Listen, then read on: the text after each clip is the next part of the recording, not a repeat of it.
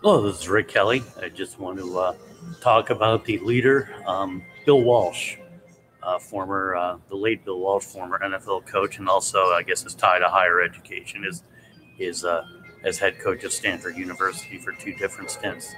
He was very innovative.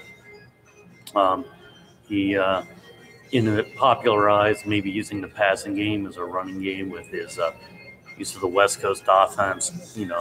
Using running backs a lot with that. His evaluation of quarterbacking also was a little bit outside the box, liking the way Joe Montana played, who didn't maybe have the size and the strength of arm that most quarterbacks did at the time, but like the element of movement that he brought. He also didn't rule out drafting small college players in the first round as he did with Jerry Rice. And as a side note, he also, wasn't afraid to move up or down on the draft depending on how he evaluated players.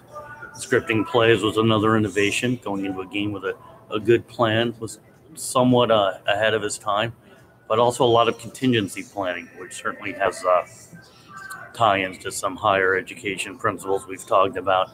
He would have a plan, but also, a lot of what if the opponent did this. Having said that, he wasn't too worried about what the opponent. He was worried a lot about his own team developing their own strengths, making sure they played to the strengths, and not always